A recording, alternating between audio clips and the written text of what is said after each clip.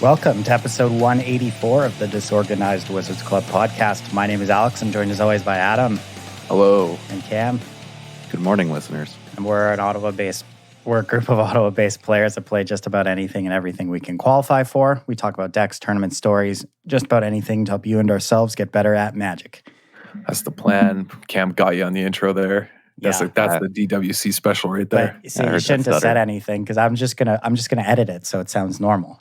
And no one will have ever known. But now you outed me. Well, yeah, you got to keep it now. Yeah, I guess. Maybe I will. It's on brand, you know? Yeah. It's like, I think if you leave it, it's just like a small joke. But if you edit it now, and then they hear you say that you edited it, who knows what you took out? It'll be a mystery. Drive people wild. Spoiler, everyone. I heavily edit the episode every single week. If I didn't, you would just hear us bumbling around ideas with a lot of awkward pauses and ums. And no one would like that. Yeah, that's gotten like worse now that we're recording from a distance. There's a couple of times where one of us will accidentally talk over another because we can't see each other. A while ago, though, like when we were consistently recording in person, I think there was a period of the podcast where you did minimal to no editing. We got pretty good at just smoothly rolling through an episode. Yeah, that's true. Definitely has increased the amount of editing I have to do now that we don't record in the same room for exactly the reasons you mentioned. I didn't even actually think about that until you just mentioned it now. The downsides of COVID just piling up. Just a real pile on out here. Mm-hmm. Hey, things are opening back up here in Canada though, slowly. Actually, though, speaking of COVID, today's the first day that we're having a lot of businesses reopen. We get to reopen our patio at work today. We have 12 tables, which is, I think we lost 8 tables on our patio, so we could space everything out appropriately. But today's day 1 of a partial reopen, so that's exciting. It's a whole new world again, you know? Yeah. We should commemorate this with a holiday, like St. Patio's Day or something. Oh, boy. Jeez. That was a good one. I'll give you that one. The patron saint of beers outside. Do you have day drinking in the sun? Yeah. He's got a tankard in one hand and sunblock in the other. Holy light behind him. God damn. Well, wearing like shorts under his flowing robes. This is my kind of saint. We all know we're just going to stay inside and play video games for a lot longer, though. Who are we kidding? Well, I am probably. Although I've been going out biking like all the time, but I mean, I kind of want to still give it a bit of time. I'm like still a little nervous.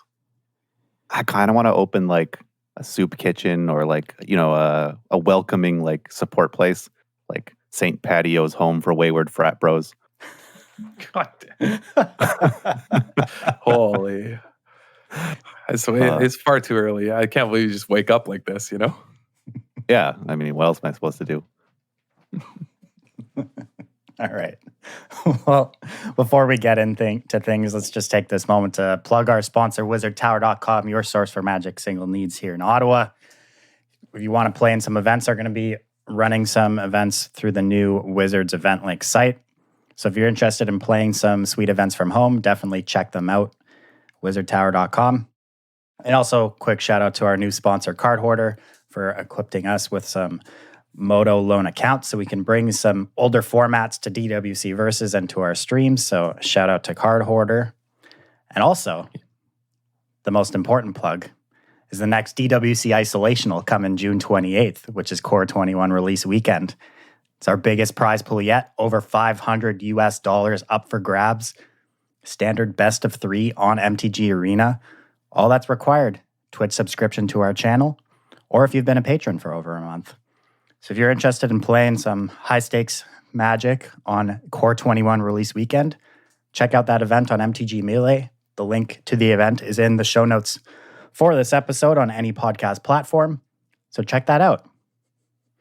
It's usually a blast to cast these events, and I think this one's going to be exceptionally fun because it's going to be like 2 days into the new format. So I'm looking to see what people bring. Yeah.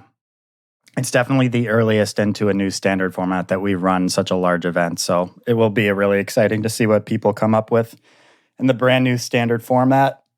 Yeah, I can't wait to see it. Also, I mean, this is our biggest prize. Yeah, it's going to be an exciting tournament. People will be showing up to win as always. I mean, people in these tournaments, you know, bring anywhere from a bunch of brews and crazy stuff to meta decks. We've had all types top 8, and it's always a really diverse and pretty enjoyable field. So even if you're not playing in it, be sure to check out the coverage we're going to do for it, because these tournaments are looking pretty sweet these days. Yeah, we're going to stream the entire event on our Twitch channel, which is twitch.tv/Disorganized Wizards Club. So if you don't want to play, come hang out on the stream. It's going to be a lot of fun. And speaking of streaming, say you have a brew idea that you're thinking of bringing to the isolational, but you don't really have anywhere to test it because, you know, it doesn't. The new set doesn't come out on Arena until slightly before.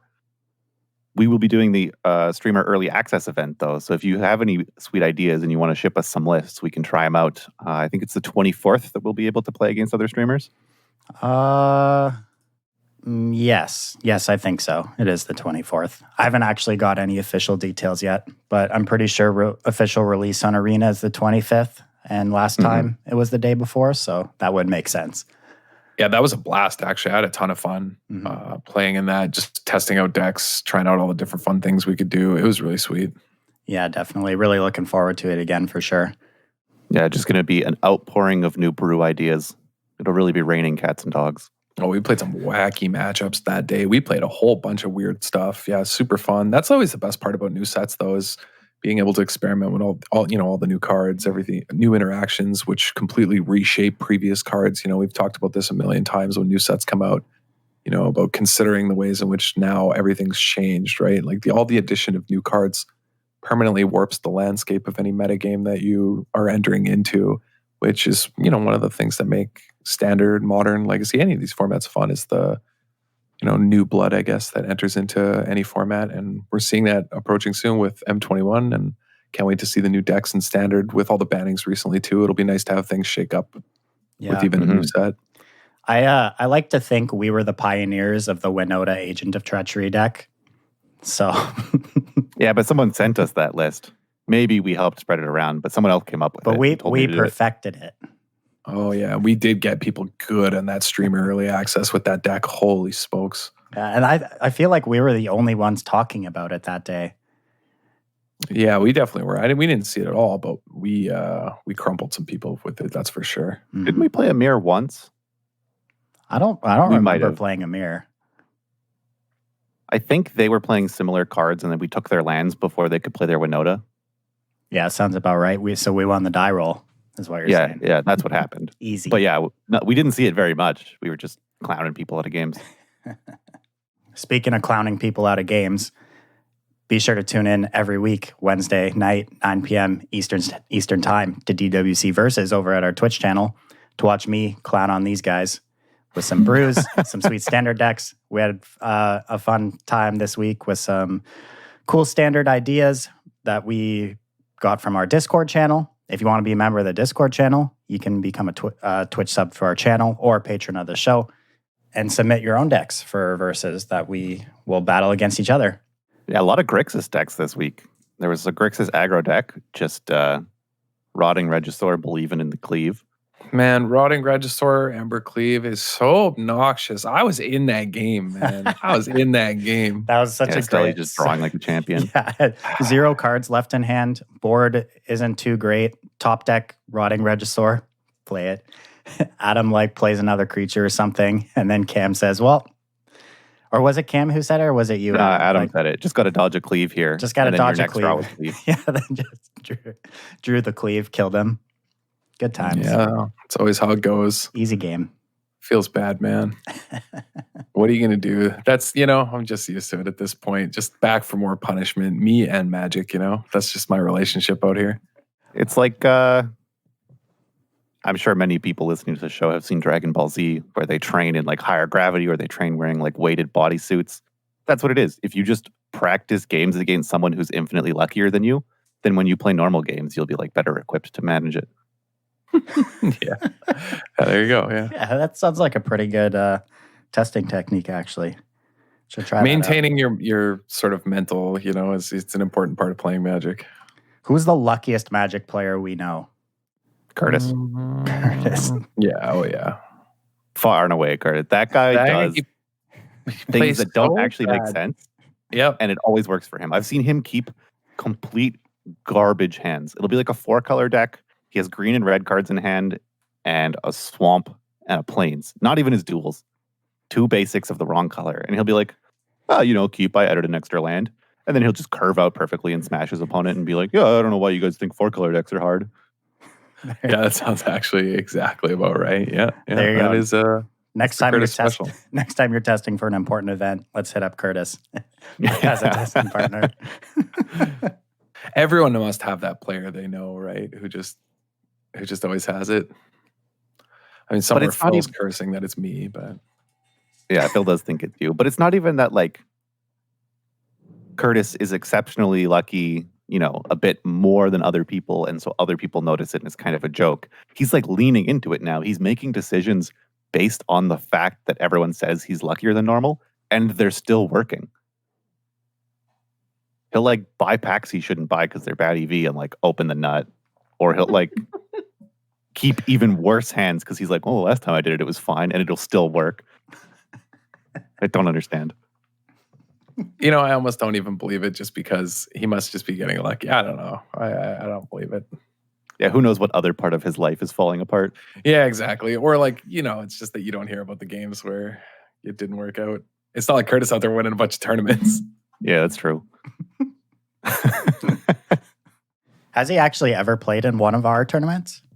I don't He keeps know. thinking about it, but I feel like he doesn't have a well-stocked arena account, so he hasn't. Yeah, that makes sense. I wonder, that's a matter of time too, though. A lot of people are hesitant moving over to Arena, but with the way they're pushing it and the amount of events, I feel like it's just an inevitable thing that's going to happen. I was hesitant about it. I didn't get an Arena account for I think it was about a year after you two guys were playing, because Stelly played when Ixalan was still on the platform. I think, Adam, you were in super early. I waited a long time. Dude, I was playing since the very beginning of the closed beta. Yeah, I got in a week after Stelly or something. We were both in it really early. When Ixalan was the only set and everything was horrible. You couldn't get cards.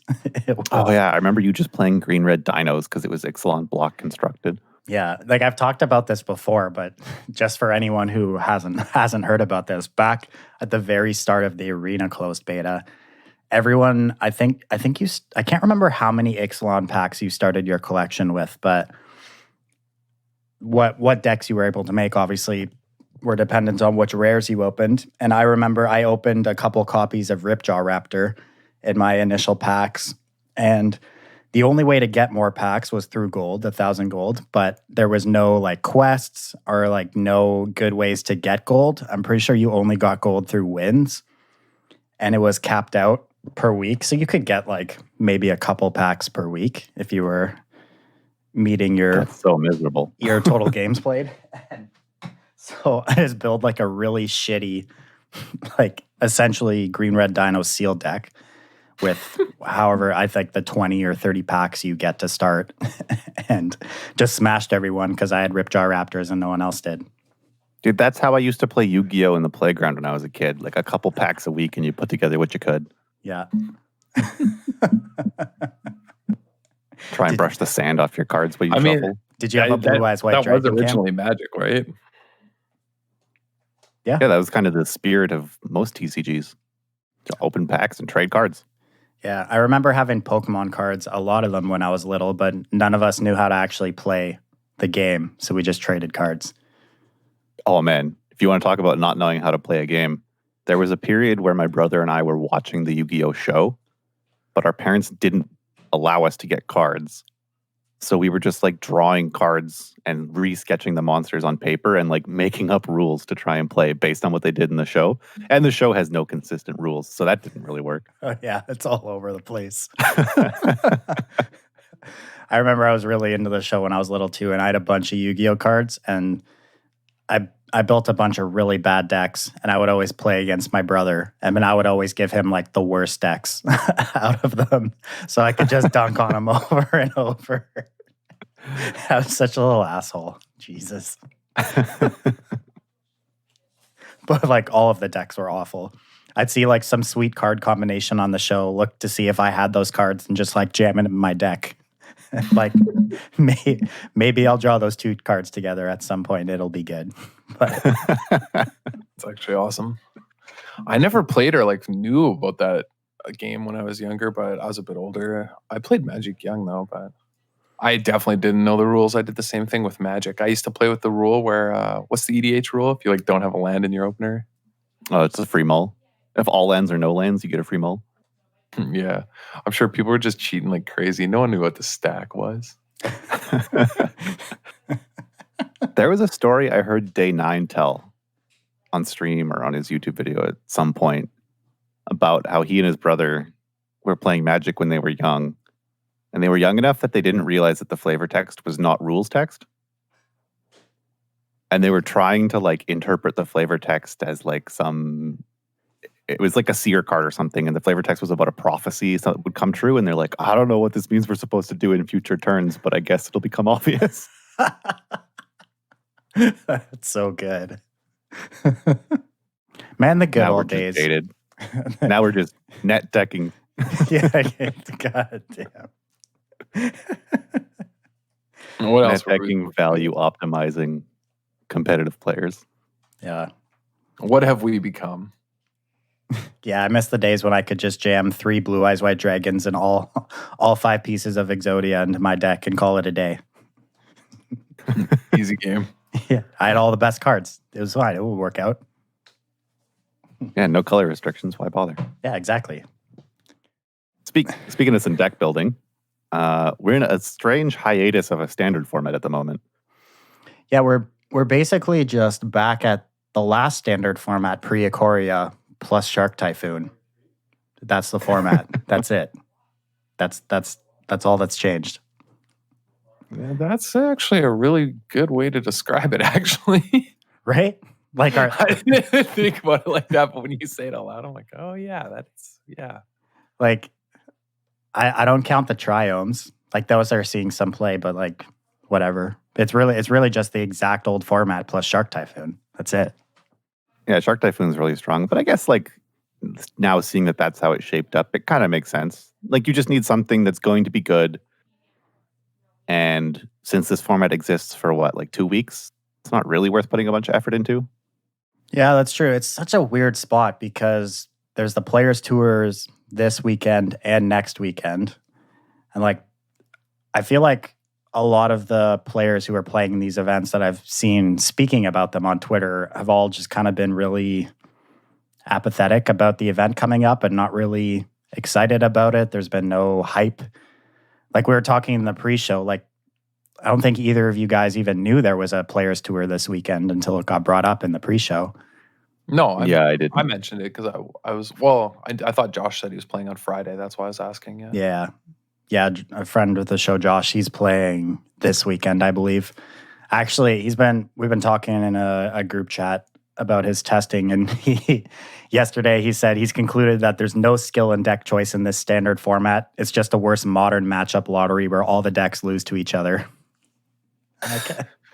Optimistic take. Yeah. I mean, he's not entirely wrong, though. I mean, I feel like there's a lot of decks that are all just kind of in the tier 1 of the format, and everything can beat everything. But it's harder to find those advantages. I don't know if you guys have had the same experience, but I haven't really been playing like tier 1 of this standard format. I've just been trying like brews and stuff to come up with reverses, so I don't really have a insight into sort of what this tournament's going to be like. Like, I definitely think the sacrifice decks are the best decks in the format, followed pretty closely by Team Iraq. And then, actually, this list of how I listed out the decks in the format, I feel like this order is a pretty good description of the decks in the format from strongest to weakest, going from Black Red Sack, Jun Sack, Team Iraq, Bant midrange, Sultai midrange, Mono Red, Mono Green. But even then, like, the difference in power level between Black Red Sack and Mono Red, like the most powerful and least powerful, if you believe this order, like isn't very much. No, yeah. They're all exactly. pretty close. Like these mid-range decks, are just extremely powerful. Like they'll just slam you with Nissa while generating a ton of value off all their other cards. Like Hydroid Crisis is back. Mm-hmm. I really think that if you are playing standard without either Mayhem Devil in your deck or Uro in your deck, you're just inting. That's just it. Yeah, it seems like those cards are just so like they're the baseline power level now of like the best possible things you can be doing, which was, last season too. So yeah, Uro's wild. Yeah. I tried for a bit for one of the verses to make a teamer draw 2 deck with like Improbable Alliance and Ironcrag Pyromancer because things like Gross Bio and Uro will trigger all those cards. And I figured like, worst case, I just get piggybacked by Uro. It's not quite strong enough to prop up those cards. Yeah. 3 mana 0/4. Not great. Yeah. Not ideal. I feel like there's going to be a lot of Mayhem Devils this weekend for the Pro Tour. Yeah. Or Players Tour. The Junsack had a really good weekend last weekend, and the Black-Red deck's been picking up a lot of steam as well. Like the Black-Red deck was the best deck in the format before Ikoria came out. So not really surprised to see that deck picking up steam again. Are these Junsack decks still the Bolas' Citadel kind of combo version that they had become to fight Luca? Yeah, most versions of the deck I've seen have been Bolas' Citadel up top. I've seen a lot of people kind of starting to move a little bit away from that, adding more core volts back into their deck. I think the best performing ones we've seen over the past week and a bit have all been Bolas' Citadel decks. That makes sense. Like, it does just sometimes kill your opponent immediately, so I understand not wanting to take it out. Yeah, I mean, that's like seems to be the choice between the decks right now, just Corvold, whatever. I mean, all I want to do, and I said this on the verses too, is I just want to play Planner Cleansing versus these decks, but I think it's just too slow. But man, it just seems like it should be so good versus the Jund Food decks and a lot of the other things going on in the format, but the damage feels like it's already done from Trail. Man, I just want a Planner Cleansing to be good. Is that too much to ask? In a small standard, probably not. In a big standard, probably. Planner Cleansing, does it stick around post-rotation? I think it was in Core 20. Yeah. Let me Google. Believe it does. I could be wrong, but I think it does, yeah. So if it was in Core 20, it would rotate. Yeah, it was in M20. Oh, yeah. It's not sticking around. Oh, okay. My bad. Yeah. But yeah, these decks will be really popular. I think the Bant deck will be really popular. The Sultai deck, similar to the Sultai deck you were playing last season as well, Stelly, the deck that you have a lot of familiarity with. I think that's probably what you'd even play, right? Yeah, I streamed a bit of Sultai testing earlier in the week, and then I brought it to Versus on Wednesday. And I actually think Sultai is pretty well positioned right now.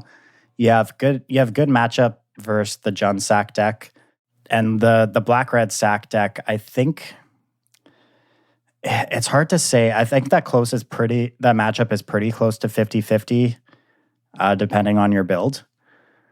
And I think you're very favored not very favored, but you are favored versus Bant mid-range, and Temur Rek is a pretty close matchup as well. So like, if you're comfortable with that strategy and you know you have good sideboard plans, I think Sultai is poised to do pretty well. The only problem is the mono-red aggro matchup. That matchup's always been a problem. It is a little bit better now that the Sultai decks have picked up Extinction Event. That card does a lot of work in that matchup, but it's still one of your worst matchups. And if mono-red picks up in popularity this weekend because of how hyped Temur Rek has been getting, then Sultai is in a bit of an awkward spot. Yeah, so it's rough matchups are mono-red and what else? Like any of the like hyper aggressive decks, right? How's the mono-green matchup, which is a deck that's been popping up here and there? So mono-green's weird. I haven't played against the matchup much, but the deck's a little bit slower and a little more clunky, and your removal lines up pretty well versus them. So they give you a little bit more time. And usually when you're playing against a mono-red, you're usually a turn away from stabilizing when they kill you. And the mono-green deck is that turn or 2 turns slower. So I think you're pretty good versus that matchup, but I honestly haven't played enough games against it to say anything for sure. But in theory, I would think like you'd be favored. Yeah, that's fair. Yeah, so the Bant matchup, how favored do you think you are in that matchup? Bant matchup, maybe like 55%. So like you're not incredibly favored. Like that's the thing about standard right now though. I think all of the matchups are around that, like 55%. I don't really think there's a deck in the format that is 60 plus against a lot of decks. It's just kind of how things have shaped out, and because all the decks have very powerful cards, and against Bant, like you have very good options like Casualties of War is incredibly good versus them. And you can set up turns where you kind of force them to tap out, or they tap out for like an ECD, and you can just nail a bunch of permanents. And then your discard early gives you a huge advantage against them because they don't have access to those cards. Yeah, no kidding. Yeah, Casualties seems like such a beating. I played some Bant on ladder and got just absolutely destroyed by the Sultai list, just on the back of endless Casualties, just destroying all my lands to the point where I had 4 lands in play on turn 18, and they had a dozen. Yeah, and like you're not very cold to a Teferi Time Raveler, which is nice. Like there are builds of Sultai that lean pretty heavily on like Mystical Dispute and stuff post board, but I've always kind of felt the best way to build the deck is just heavy discard. And I don't even know if I bring in disputes versus the Bant matchup. Cards like Aether Gust have always been a lot more effective, I've found. Right. Okay. Yeah, that's useful to know because I was thinking about picking up the Sultai deck on ladder. It seems, I agree. I think it's really well positioned. If I was trying to win a bunch of games, it's kind of what I would lean towards. Yeah, it's really just comes down to, at the end of the day, if you're planning to play it this weekend, is how popular do you think Mono Red's going to be? I feel like it's going to be decently popular, though. Yeah, so that's the thing, right? Like, because Team Rec has been doing very well, and Mono Red posts a positive matchup there. So I think the natural conclusion is a lot of people will just move to Mono Red, and then that puts Sultai in a bit of a worse position. But like honestly, though, I haven't played as much matches with it in this format like I did in the previous. And while I lost the majority of the matchups versus Mono Red in the previous format, I think so far in this format, I'm pretty close to even. And the matchup does feel closer than it did before just because of Extinction Event. And I mean, I am playing that card in the main deck, so I'm kind of hedging towards it. But yeah, it's also really cool that it helps out versus something like Dream Trawler, which is seeing obviously a resurgence in play as well, given the rise of Mono Red and everything else, and the return of the Bant mid-range decks. You're seeing Dream Trawler, which is Extinction Event, is a huge pickup for the Sultai deck. Exactly, yeah. So you have a tool that helps you fight certain strategies and certain cards that you didn't have before, which is another reason why I think Sultai is in a pretty good spot right now. So yeah, if you do decide to play Sultai, I think I would play 4 Aether Gust in my 75. That card obviously very good in your problematic matchups and even in your closer matchups. Aether Gust is just great against everything right now, to be honest. That would be my advice for 4 cards you for sure need to lock in for a split between your sideboard and your main deck. I think in the last format I was playing a 2-2 split. I'd probably start with something like that again as well. All right. Okay, that's good to know. Yeah, because I was going to pick something up. So it's like good to know even just what the matchups should look like and what I should be, sort of prioritizing. Mm-hmm. Yeah, the format, I'm hesitant to say the format is interesting because it is just the same format we're used to, but I am interested to see what happens this weekend in the Double Players Tour events. Yeah, me too. And I think that the gameplay isn't necessarily that bad. Mm-hmm. To be fair, I don't think never mind. I was going to say, was the Luka gameplay that bad? But it was. Yes, it was. Yeah. I stopped myself before I went there. I was close. Mm. So I was like, there were some interesting decisions sometimes. But really, were there? Yeah, sometimes there were. Someone made an interesting decision. I wonder if there'll be a deck again next season, like with a new set for M21, if there'll be just another 70-some% win rate deck again. I don't know if the game can handle it, man. I've heard people expressing sort of that expectation. Now that Standard, like this current spree format, is kind of good again, interesting gameplay, fine matchups, diversity. It's like a pretty good Standard. I still heard some people being hopeful, saying, M21 is going to add some variation to this good Standard and it'll be great. And other people saying, yeah, I mean, M21 will do that after something is problematic for like 2 months and gets banned. Then it'll be okay. I don't want to live in the new normal, though. Yeah, I really hope that this doesn't continue and that at some point they dial back their like design decisions, their design philosophy to try and achieve. Because, yeah, like after the bannings in each format, it's been okay. So if they can preemptively ban those cards by not printing them anymore, then things will be okay the whole time. Perfect. Yeah, what could go wrong? Yeah. I don't know. I hope it'll be okay. I mean, we can talk about some M21 cards, I guess, at this point too. Or do we want to keep talking about the Players Tour a bit more? I mean, I've kind of touched on everything I wanted to touch on for Standard. Just kind of like a general overview of our thoughts. I don't know. If you guys were playing in the Players Tour this weekend, what would you choose? I know, like, Cam, you haven't played much Standard, but if you just had to go in cold, I would take Bant midrange. I would bring it. So despite how you said Sultai dunked on it, I think having things like Teferi against Team Irek makes Team Irek have to jump through a bunch of hoops. It still has like the powerful top end in like Nissa and Hydroid Crisis. But also the fact that you mentioned that this format kind of revolves around you're either an Uro deck or a Mayhem Devil deck.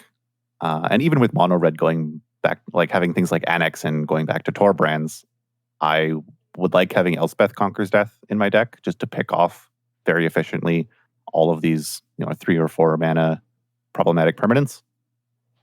And in addition, I played against a Bant midrange list on ladder that had a Tameo, maybe more, but I saw a Tameo. And I'm a big fan of the loop of ECD bringing back Tameo, which picks up the ECD. So I'd start there. I don't know how I'd tune the list, but if I had to pick something and commit, I'd commit to Bant midrange. Adam? I don't know. I think I would play Jund Food. I think Jund Food is going to have a really solid performance. Yeah. I think the deck is just so sticky and prime for success, actually, in a lot of ways. I think the deck's just, I think it's just really good. It attacks from so many angles that I don't feel like it has the same, like, complaint that was mentioned by another player that you mentioned earlier of like, it just feels like Modern where there's like a matchup roulette. I don't think Jund Food has the same sort of problems in the matchup roulette. Like, I think it can play its game, like it can always play its game and it's pretty good at doing it. So I think it's a pretty safe bet. I don't know. It's hard to say. Fair enough. I'd bring Sultai. It's the deck I've been playing the most. I'm comfortable with it. I'm comfortable in each matchup. Pretty easy. Cam, can I interest you in picking up Casualties of War with your Tameos instead of ECD? Yeah, but Casualties doesn't bring back Tameo. It doesn't need to. All your opponent's permanents are dead. Yeah, exactly. I lost to it. It felt really bad. Yeah, Tameo picking up their Casualties ranched me. But if I play my ECD first, you get taxed on your Casualties turn. Now what? Well, no, you play your ECD, I Casualties it. No, because I play it on turn 5, and then you play your 5th land, and then it's my turn, and I tax you, and then you play your 6th land, and you can't cast your dumb Casualties. But, dude, are you saying I didn't cast a Growth Spiral or an Uro in the early game? You think I'm not already ahead on lands? No, you cast one of those, but you didn't have a land in your hand because you're not lucky enough. Okay. Yeah, that's what happens to me every time, at least. And I'm also playing Growth Spiral or Uro. Like, I don't know why. Yeah, so we're just doing everything a turn earlier. Like, we're both Growth Spiraling and Uroing. Like, maybe it's turn 3 and I'm casting ECD, and on your turn 4, you can't cast Casualties. It's turn 3. Oh, no.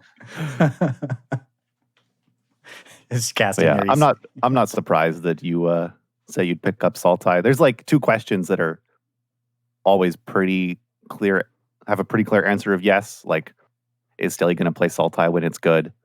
Is St. Patio mad when it rains?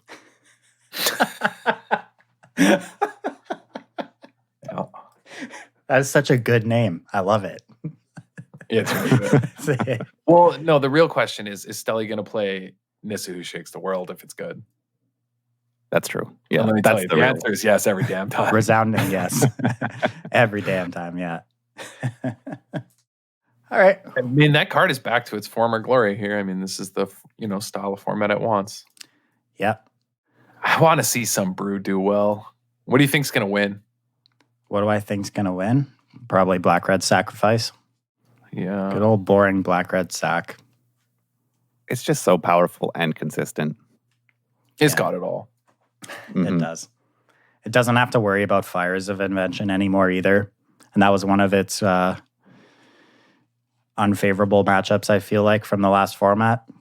Can also just I assume they're a Claim the Firstborn deck again, and they look like they'd be the only Claim the Firstborn. Sometimes Jund plays it, but usually they don't have room because they're including things like Trail of Crumbs and Bolus' Citadel. And Claim the Firstborn just steals so many games. Like, all these mid-range decks have to be careful how big they make their Krasai. If they escape an Uro and that's all they've done, sometimes they can die. Like, Claim is incredibly powerful and does a lot for that deck. Claiming Annex from mono red, I think Black Red Sack has almost a buy of a mono red matchup. So if that becomes more popular, then it looks great for them. Claiming Uros, Krasis is going to be seeing more play again. So many good targets for it. Mm-hmm. Yeah, exactly. How many Krasis are you playing in your Sultai deck, Stilly? 4. Yeah, of course. Yeah, you gotta. Yeah, the core I build my Uro decks with are always 4 Spiral, 4 Uro, 3 Nissa, 4 Krasis. I don't touch that. That doesn't change ever. That makes sense. Yeah, you've pulled up some Jund sacrifice lists here, and it looks like they have about 3 Claim the Firstborn. So they also have that that sort of interaction with the farm. Oh, one of them has 4. Okay, so they're playing Claim as well. But yeah, Claim lined up well in the previous format, and since this is sort of previous format 2.0, I still think it's great here. Yeah, you Shark Typhoon tokens, you can claim them. So it's just as good. That's because that's the only change to the format, right? Mm-hmm. Yep. Exactly. Enough about Standard. Let's talk a little bit about Core 21. Yeah, so we're in the middle of spoiler season. They're being slipped out slowly by WotC as they always do. So I think the site that most people use, Mythic Spoiler, compiles the ones that have been released so far. Full spoiler should be out, what is it, next week? Yeah, it should be out next week. Yeah. But for now, we just have some. So we've picked up some cards that we think are interesting or that we think might see play in the format or just that we like. We can chat about a bit here. Yes. The first one that I'm interested in playing is Frantic Inventory, kind of a fixed accumulated knowledge. I mean, if you want to say that accumulated knowledge was broken, where the first one draws 1 card and then the follow-up copy, it's a 2-mana instant in blue, and the follow-up one draws a card plus a card for every other Frantic Inventory in your graveyard. So it sort of naturally scales itself into late game. And with things like Chemist's Insight either about to rotate or not even seeing much play currently, this might sort of fill the role that a control deck needs as it's sort of good card draw spell. A nice option to things like Omen of the Sea if you're not necessarily flickering omens in any way. Yeah, so the only difference between this card and accumulated knowledge is that knowledge counted every graveyard, right? Yeah, so then if you were both playing accumulated knowledge, kind of like whoever blinked first lost because then the other person's accumulated knowledge was better. There's first one drew 2 where yours only drew 1, and then they were more likely to find more and capitalize on it. Yeah. So here it's kind of to each their own. Yeah, I like this card. I think it'll definitely see play. Yeah, it's really powerful. Tons of options. Solid card. Another card that I was interested in because Adam's done it with me too. We've spent a lot of time staring at the Arena deck builder, trying to put in the cards necessary for a Reanimator deck in this standard and then scrapping it. And then 2 days later, I add a bunch of Grixis lands and try and come up with a Reanimator list and then scrap it. Kind of because there isn't really enough enablers and payoffs and reanimate spells. But Obsessive Stitcher, being kind of all of those in one, is interesting. It's a creature that you can tap it to loot, so it fills your graveyard, but then it also has an ability that you can sack it and reanimate something. So like a 1-card engine for strategies like that is pretty strong. Yeah, I'm not as convinced on this one for constructed play. It's like 3 mana. I don't know if it's going to be good, but like that it is both parts of what a reanimator deck needs in one is interesting. For sure. Yeah, I agree there. It's so tough. Like 3 mana for an 0/3 that doesn't do anything when it enters play is just like always been a recipe for disaster in Standard. Small format though, post-rotation. Who knows? Post-rotation, yeah. 8 set Standard, definitely not, I don't think. And like, okay, I agree on turn 3. It's going to look kind of weak. It might not do enough. Like in aggro matchups, it's going to be rough. But on turn 6, turn 7, when you already have a huge payoff in your graveyard, it becomes a must-kill threat from your opponent. So then it is kind of doing something immediately. Yeah, no argument there. I'm reading over this card that was just spoiled today. Discontinuity. 6 mana instant, costs 3 blue, blue, blue. As long as it's your turn, this spell costs 2 blue, blue less to cast. End the turn. These cards always have a special place in my heart for me. Back when I started playing Magic, back in high school, the first deck I ever brewed up and built was a Sundial of the Infinite deck. You guys know what this card does? I don't remember. I know the card, but I can't remember what it does. So, Sundial of the Infinite, 2 mana artifact, and its ability is 1, tap it, end the turn. Activate this ability only during your turn. So, I don't know why I love this card so much, but I just built a deck trying to make that card good. So I played cards like Glimmerpoint Stag, that when it enters play, you exile another target permanent, and that card returns on the end step. So you could like play Stag and then end the turn, so they never got their thing back. I just thought this interaction was like one of the coolest things ever. So I just added a bunch of cards into my deck that played well with it. I thought it was the sweetest thing. Dude, it's the Yu-Gi-Oh card building or deck building strat. Yeah. Yeah. But, I mean, this was when I had just started playing Magic, so I knew like absolutely nothing. So whenever I see cards like this that end the turn, it always makes me think back to when I first started playing. Back to the glory days. Yeah, exactly. When Primeval Titan ruled Standard. Yeah, now he's just off plowing the modern fields. Yeah. What do we have in Standard currently that like Chance for Glory makes you lose at the end of your turn? That discontinuity could stop. Yeah. Is there anything else like that? Probably.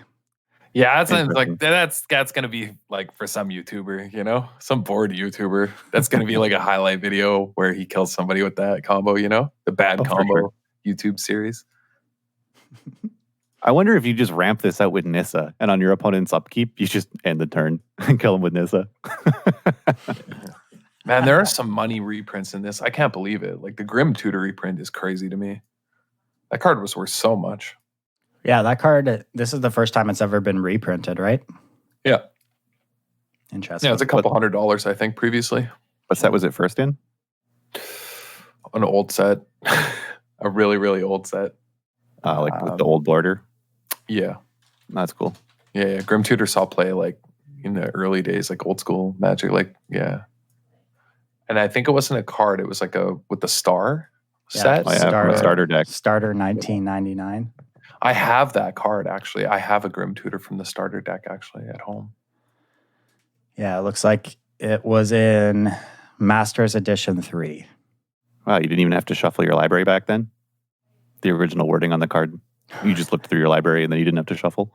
Yeah, there's like a bunch of weird errated rule systems from back then. Yeah, there's a bunch. And then, of course, like the big bad dragon himself, you know, the one who's not in prison. The Ugin reprint, another pretty money card. Yeah, that card was pretty expensive. And also just wildly impactful, when it came out in both standard and other formats. Yeah. Obviously, a really powerful threat in the Tron decks in Modern. It sees play in Legacy Post too, right? Yeah. Oh yeah.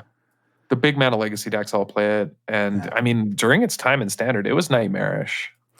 It was a bit of a beating. It started with the Abzan mid-range decks, right? They played that card as a top-end, like, I win card. Mm-hmm. And then when the Zendikar sets came out in standard, and we got... Yeah, once they got explosive vegetation. Yeah, we got a new explosive vegetation, and then Ulamog. That green-red ramp deck was... It was something else. It was very annoying to play against. I was playing Mardu Green, so just like a Siege Rhino grindy mid-range deck during that time, and that green-red ramp deck was such a bad matchup. Yeah, it was I hard. still have nightmares. Yeah, I remember. Ugin, it just feels so bad. I really hope there isn't like an insane ramp deck, but like we're dealing with, like Uro, Growth Spiral, so... I mean, they're printing a lot of very good ramp cards. We have multiple explosive vegetation variants in standard. They're reprinting Cultivate. We have Growth Spiral, Uro, Nissa already. The ramp decks feel a little terrifying to me, to be honest. Yeah, I agree. I think they're really scary. They need one other big threat, one other big bomb to go with it, because before it was like Ulamog, Ugin. They need something that can sweep. But I mean, if the pieces are close, it's possible. The fact that Ugin can virtually Plague Wind because Nissa's lands are colorless, could just kill people that way. Yeah, that's pretty gross. You lose your Nissa probably, but like maybe not. You get to play. You get to play both Ugins too. You get to play 6 mana Ugin, which does a ton of work for you. Oh yeah, and 7 mana Ugin, and then 6 mana Ugin discounts 8 mana Ugin, right? Yeah. Yep. Yeah. That's actually gross. Ulamog exists in Historic too, so that's probably going to be a deck there. Oh yeah, it's adding Ugin to Historic. Yeah. Ugh. Wow. Yeah, you really just need to get to 6 mana. Yeah, and then have the other Ugin, the Ineffable. Yeah, as much as I love Ugin, I think this card brings a whole host of problems with it that are really just going to amplify how powerful the ramp options are in standard. Yeah, I mean, you can even start considering playing cards like Cryptic Caves, Blast Zone, and then just green ramp spells if they're reprinting, like all the explosive vegetations. I mean, you can just play green, blue ramp. I mean, there's so many options at that. I don't think there's going to be any shortage of them finding powerful options that shut down a lot of other possibilities. Yeah, Ugin's a scary reprint to me. I'm really surprised by it. One card I think looks really sweet is Stormwing Entity. It's a 5 mana 3/3 flyer with prowess. It's an elemental, and it costs 2 and a blue mana less to cast if you've cast an instant or sorcery spell this turn. And when it enters play, it scries too. Man, this card has so much text on it. Holy crap. This card might be modern playable, right? Well, I mean, yeah, it's a turn 3, you like bolt them and play a 3/3 flyer, that scries and has prowess, or you in standard you play an opt and then you play this on turn 3, right? That's huge. Yeah, like is this the card that brings back Arclight Phoenix strategies? Is this threat what those decks have been missing? Yeah, it might not even be enough, honestly. I mean, it's really good, but it might not be enough. But just because once it's in play, like in Scries, I don't know how much it does. But I mean, yeah, it's a huge body on turn 3, 3/3 flyer, has prowess. Like, I don't know. Yeah, in standard, it could hit hard. In modern, it might even be enough, yeah. In standard, there's also kind of the support for it. Like, if you play Sprite Dragon on turn 2 and then grow your Sprite Dragon and play this thing, like, you're set up for a very powerful next turn if you cast anything. Yeah, card's super cool, though. I think I like the design, even if it's a mana mechanic, I don't like it. I don't think that this card is that abusable, though. Like, I don't think it's that bad. Right. But, okay, so even if it's not, this is a discussion I was having with a friend of the show and consistent DWC tournament competitor, Ugly Red. He's a big fan of prowess strategies, and so he really liked this card.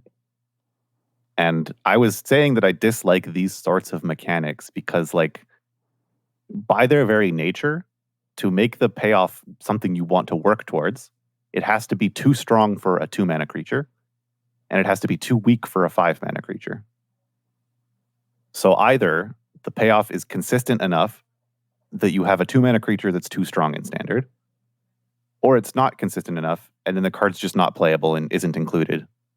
So, like, it's either irrelevant or too strong. And I don't like how designing these kind of mechanics produce cards like that. Yeah, that's reasonable. I think the reason I say it's safe is that the cost is kind of high in standard, at least, where like you'd have to save your opt, you'd have to have it on turn 3 with this thing, like, and it's like a 2-card combo that's not even really that powerful. It just depends on what's going on. But in something like Modern, yeah, it could just end up being like always insane. Yeah, like, so I've seen people talk about playing Metamorphose on turn 2 and then casting this thing. But regardless, like, I'll admit that they have made cost reduction mechanics that are more or less fine. I just think that it's very hard to thread that needle, and it's how you get issues with things like Hogak, etc. And so I'd rather they not sort of walk that razor's edge, but Yeah, maybe this card is like somehow they balanced it. Dude, Yeah, I'm Metamorphose into this thing is nuts. Oh my God. yeah, Wow. it's a good one. Yeah, I like this card. It's cool. I guess you just build a teamer deck. You could play it. Metamorphose isn't in Historic, but maybe in Modern you just play like 4 Burning Tree Emissaries and then a Metamorphose and then Stormwing Entity. Then just a bunch of gut shots and stuff. And get you. Oh, yeah. I mean, yeah, Gut Shot allows you to play it on turn 2 as well, eh? Yeah, this Man, card's Rick Attack definitely and Probe. seeing Modern play. Definitely. Well, Probe's banned everywhere, so that's not happening. Yeah, I said Rip Cataxian Probe. Oh, okay. Yeah. Oh my God. I'm trying to imagine. think. Is there yeah, because it's restricted in Vintage too, isn't it? Yes. That card just got the axe everywhere. I can't remember if it's restricted in Vintage or not, but that card just got the axe. Yeah, holy Which formats have Snap legal? You could snap something and play this. Pauper. Yeah, it's not legal in Pauper though. Storming Entities are rare. Yeah, I mean, he's playing Pauper. I think it's legal in Legacy. It's just not good enough for Legacy. Mm-hmm. I played it in Legacy. Don't get me wrong. I played it in Jeskai Fairies in Legacy. Oh yeah, I remember that. Because you can snap and pick up, like your Snapcaster or like a Spell Stutter Sprite or a Spell Queller. Mm-hmm. Spell Queller is not exactly on theme. That's the only downside. They need to print, like a Spell Queller that's a fairy, and then that deck is alive. That's true, yeah. Then you get to play Cavernous Souls that are counter magic because your creatures counter and they can't counter your guy. Oh yeah. I got plans. You're just waiting. Watsy, please. All right. Let's talk a little bit about the marquee card of the set, Teferi, Master of Time. 4 mana, 2 generic, blue, 3 starting loyalty. Has a static ability. You may activate loyalty abilities of Teferi, Master of Time, on any player's turn, anytime you could cast an instant. +1, draw a card, then discard a card. -3, target creature you don't control phases out. And -10, take 2 extra turns after this one. So I've seen a ton of hype for this card, and I understand where it's coming from. Being able to activate Planeswalkers on your opponent's turn, and so twice per turn cycle, is brand new. I mean, on traditional Planeswalkers, it would be busted out of control. However, I think they were careful here on his abilities because of that. Like, the +1 is just a loot. While it is sort of card quality advantage, it's not raw card advantage like some other Planeswalkers have on a plus. So while it helps your opponent with consistency, it doesn't bury your opponent. Phasing, I think, I've never played with it because it's super old, but it's got to be the weakest form of blue removal in that there's no extra work required by the opponent to get their creature back, unlike bounce or put into the library or do whatever else. It's like a little bit stronger than tapping a creature. Yeah, and the thing about this -3 is you can't ever use it on your own turn if you want that creature to not be able to attack you or anything on your opponent's next turn, right? Because it comes back on their next turn. So if you activate it on your own turn, then they just have it at the start of their turn anyway. So you could use it to clear a blocker or something if you're trying to attack, but it's not. Yeah, the most common play pattern, I think, is going to be play Teferi, loot, phase out whatever's attacking Teferi, and then loot on the next turn. So 2 loots and like a skipped combat for 4 mana. That seems nuts. Yeah. Like it's probably very strong. Well, and you can -3, like so they won't get to attack, right? So you can do it, getting a combat, like you can stop them from doing like getting any triggers, anything like that. It's pretty good.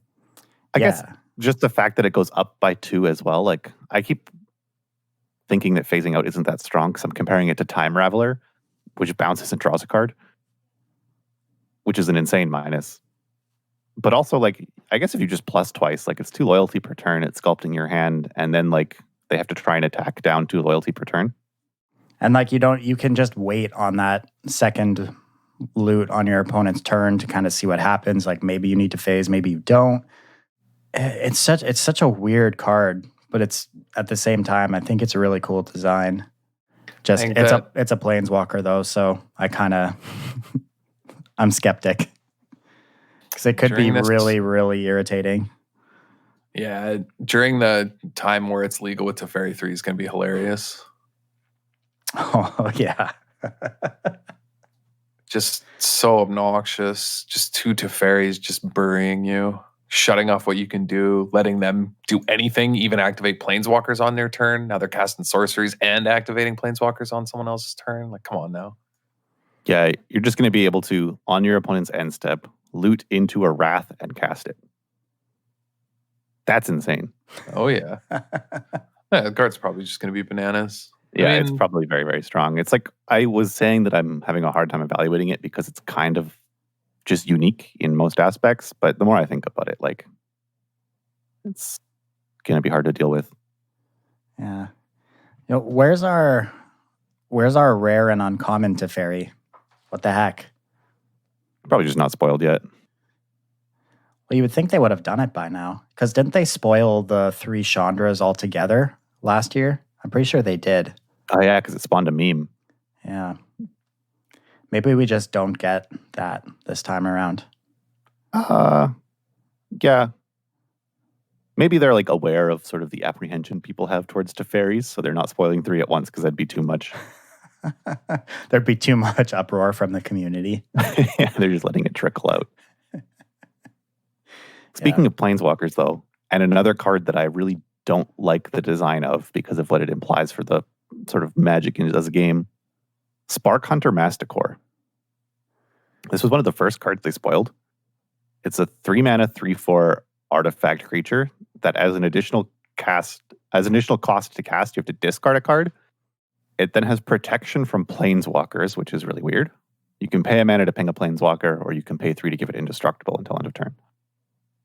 The fact that it's a rare, so the fact that they think that this is worth an extra card to deal with planeswalkers worries me. This is just a throwback to Masticore. This is the power creep on this camp is insane. From Masticore, sure. Yeah, the original god himself. But like that, there's a creature just to deal with like if this card is ever playable, it will mean that planeswalkers are so like, I want to say unbearably prevalent that you're willing to discard a card to make a 3/4 to deal with them. Yeah, I don't know. Yeah. Seeing this though reminded me, I can't believe we even bring this up during our conversation about Ugin the Spirit Dragon and the ramp deck, which is they get Solemn Simulacrum. Oh yeah. Which I love this card though. I love Solemn Ugin Simulacrum. Such a great card. Yeah, it's an awesome card. It's great. It's a sweet reprint. But yeah, card's insane, especially with the Ugin decks. Double Ugin. That's what I'm going to do. I'm going to play a double Ugin, double Teferi deck. Do you even play many green ramp spells? If you can just like Solemn Simulacrum into Golos into your Ugin that discounts your colorless spells into your other Ugin. I'm listening. Just play the colorless card. Play what's it called? Just play all colorless creatures and everything. Stone coil, and then play that one blue card that you can add mana for. Artifact. Oh yeah. There's a couple dorks that add mana just for artifacts. Yeah, kind of interesting. You could use them to ramp actually using Solemn and a few other things. pretty interesting. I'm really excited, actually. I can't wait to try out the new set. I want to try out almost all the new Planeswalkers except for Liliana, who I have no interest in trying because I don't know. Lilianas are always hit or miss. There's like the one strain of Lilianas that are incredibly powerful. They impact the board just inherently. They have like a good plus. Things like Dreadhorde General or Liliana the Veil or the 3-mana one from New Innistrad, whatever her name was. Last Hope. Slow down there, partner. The only good Lilianas are the 3-mana ones. Dreadhorde General was sweet. When it was in like Esper Walkers, that card took over a lot of games. Yeah, it's like playable. Like it was like a standard playable, like pretty powerful card. But yeah, it's not on the like god tier level that Last Hope and of course not. Yeah, it's not god tier level, but I'm like think there's a strain of playable Lilianas.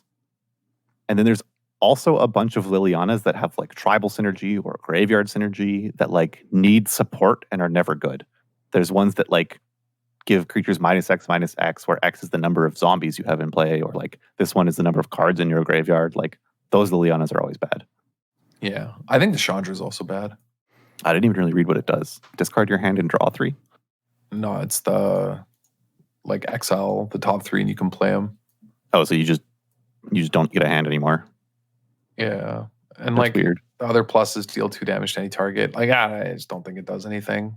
Yeah, those seem really weak for a 5-mana Planeswalker. Yeah, Basri Ket seems actually not bad if we're going to play white weenie strategies with just a bunch of like Sky March, Aspirant, 1-drop style creatures, a bunch of different Savannah lines. That card actually seems sweet. Yeah, and it costs 3 mana, the sweet spot. Yeah. Yeah, because I mean, it can make more creatures, make your board bigger or go all in on one creature. It has lots of options. So I think that card's actually pretty good. If white weenie's playable, which is, it's a tough one. It's a big if. But yeah, Basri gets kind of exactly what those sort of style of decks want. And I like how it's not, like it rewards you for playing your game plan, but it's not a game plan in and of itself. Yeah, exactly. Like if you just have a Basri Ket, you can't do anything. Whereas like some Planeswalkers, you just play answers to your opponent's strategy, and then you like land this Planeswalker and it wins you the game. Yeah, for sure. The Garruk's super interesting. I think it's actually playable. Yeah, I like the Garruk card.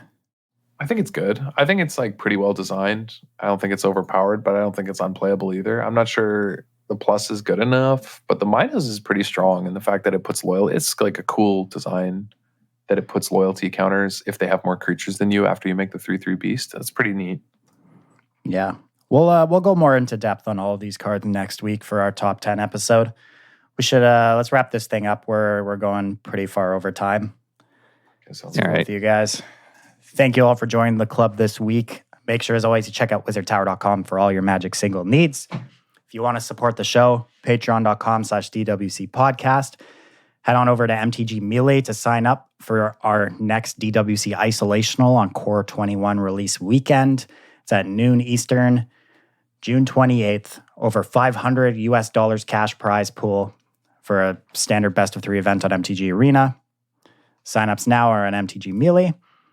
And however you listen to the show, whether it's Podbean, iTunes, any podcast app, leave a review, rate the podcast, share it with your friends. Everything helps, keeps this thing growing, and bring it to new listeners. Thank you for listening. We'll catch you next week. St. Patio's blessing be with you.